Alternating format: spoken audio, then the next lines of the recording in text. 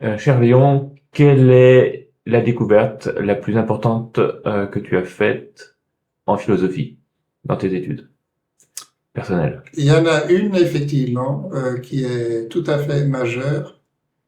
Je me souviens, j'étais étudiant et en physique, donc, et je m'étais rendu compte que finalement, le progrès, qui est énorme, est un progrès uniquement matériel. Tout ce que font les physiciens, c'est de la technologie, c'est un champ matériel. Or, la spiritualité, tout le monde sait bien que cela existe aussi. Alors, je m'étais posé la question, bon, est-ce qu'il est possible de faire également une science de la spiritualité? Voilà, donc jeune étudiant en physique s'est posé la question plutôt philosophique du comment pourrait-on maintenant pratiquer la méthode scientifique d'une façon élargie sur l'humain et sur tout l'univers spirituel. C'était la grande question que je m'étais posée dès la candidature. Et à cette époque, il faut savoir qu'en philosophie, la réalité était composée de l'essence et de l'existence. Deux éléments. Or, est-ce qu'on fait ça?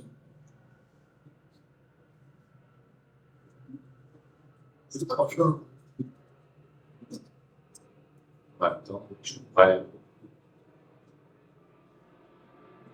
Je vais reprendre avec or.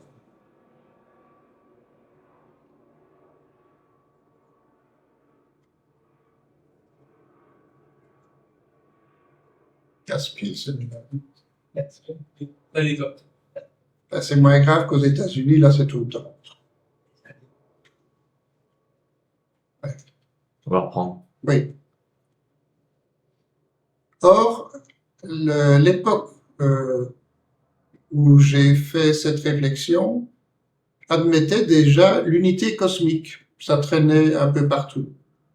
Donc, il y avait une contradiction entre l'unité cosmique et le fait qu'en philosophie, on parlait toujours de existence et essence. Donc, je m'étais dit que essence et existence doivent avoir un point commun, un dénominateur commun.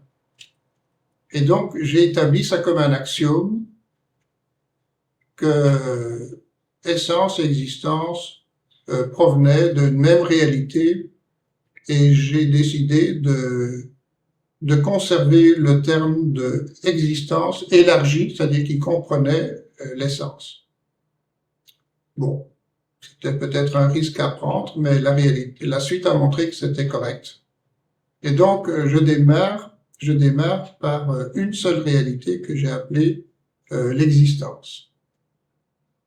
Maintenant, cette réalité, c'est très joli. Les Grecs y avaient pensé, puisque les Grecs qui concevaient l'atome, un atome qu'il faut écrire avec un A majuscule pour le distinguer de l'atome des physiciens. Donc, les Grecs avaient bien eu cette réflexion suivante: en écrasant une poussière ou un grain de sable à tel point qu'à un moment donné, on ne pouvait pas l'écraser davantage, il se disait que, en toute logique, on pouvait imaginer qu'une matière pouvait être écrasée jusqu'à un point ultime qu'ils appelaient atome. Très bien, très bien.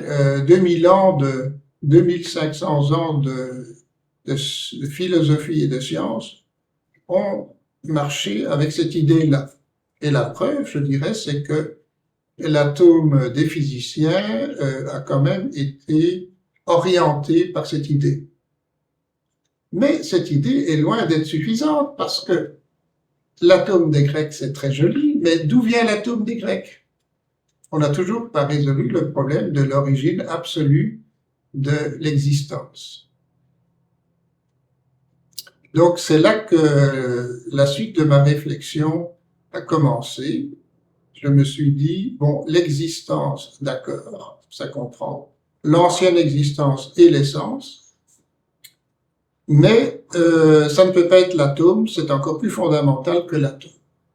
Alors j'ai eu brusquement l'idée suivante.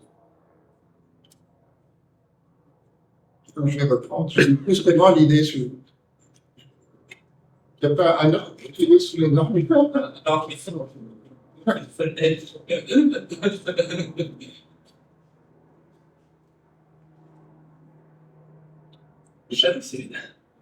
il faudra avoir un outil.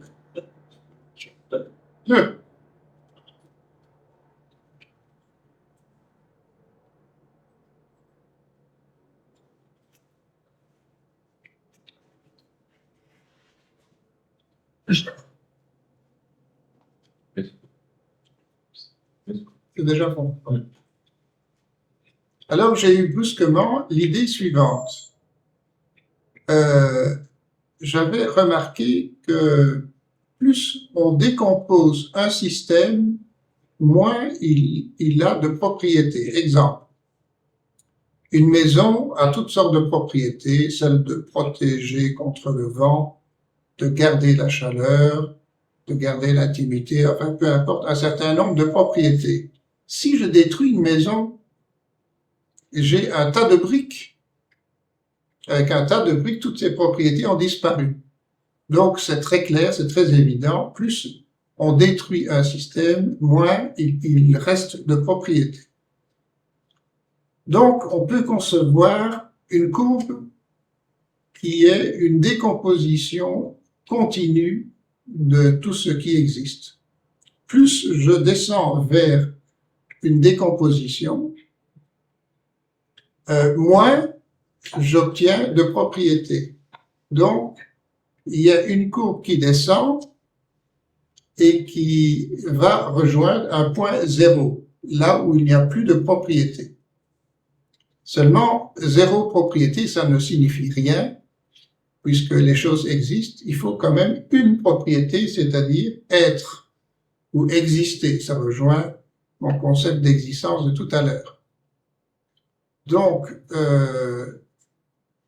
je vais plus loin que l'atome à ce moment-là, car je descends à la propriété. Ce n'est plus l'objet, ce n'est plus que la propriété. C'est moins que l'objet. C'est moins que l'objet. Les Grecs avaient terminé avec l'objet le plus petit. Moi, j'ai déjà été plus loin puisque je ne regarde plus l'objet, sa propriété. Mais la propriété, c'est quoi? C'est un principe. Par exemple, une pomme qui serait rouge, eh bien, le rouge, en fait, c'est pas la pomme. C'est un aspect qui est lié à la pomme, mais ce n'est plus la pomme, c'est moi. C'est une propriété. Alors, je me suis dit, si donc la chose la plus élémentaire est la propriété d'être, de quoi est fait la propriété d'être? La suite du raisonnement est celui-ci. Si cela est l'élément le plus élémentaire, tout ce qui existe est fait de cet élément le plus élémentaire. C'est-à-dire que cet élément élémentaire doit être nécessairement le même partout dans l'univers. Il ne peut pas y avoir de différence. Et cette propriété d'être, d'exister, nécessairement identique partout, fait en sorte que deux telles propriétés sont obligatoirement en accord, puisque identiques. Donc la qualité de cette propriété d'exister est d'être toujours en accord avec tout. Donc ce que je retiens de ce raisonnement, c'est que finalement l'accord est quelque chose qui est toujours présent. Partout il y a accord. Non seulement les objets s'accordent, comme le verre sur la table, le verre qui s'accorde sur la table, mais le verre lui-même est un ensemble d'accords puisque je ne conçois que l'accord. Voilà, donc, pour faire simple, je dirais j'ai établi, c'était en 1960, cette idée que la seule réalité, bien au-delà de l'atome des Grecs, c'est l'accord, c'est-à-dire un principe. Et un principe, en fait, c'est rien du tout. Et ça, c'est important que ce soit rien du tout parce que rien n'a pas besoin d'être justifié puisqu'il n'y a rien. Ce n'est qu'un principe. Voilà, je pense que c'est ça qui a été la plus grande découverte dans mes recherches. Pourrait-on dire que accord et être, c'est la même chose? Alors, bien sûr que accord est d'office identique à tout ce qui est, puisqu'il n'y a que l'accord. Alors, cette question est valable pour être et accord, mais aussi pour objet et accord. Tout est un ensemble d'accords. Donc, effectivement, on peut dire que n'importe quoi est un accord, même le désaccord. Même le désaccord. Ce qui est étonnant, ce serait donc une contestation possible de dire si tout est accord, comment expliquer le désaccord? Eh bien, la solution est toute simple. Un désaccord est simplement un accord ailleurs, en ce sens que on croyait qu'il était devant soi, mais il était à côté. Donc, c'est simplement ma capacité d'observation, de jugement, qui est pris à défaut, mais en réalité, l'accord est toujours quelque part. On ne sait pas toujours où il est, mais il est toujours quelque part. Et ce petit détail est intéressant, parce que l'au-delà, les anciens, les primitifs, savaient que l'au-delà existe. Les physiciens d'aujourd'hui savent que l'au-delà ne peut pas exister.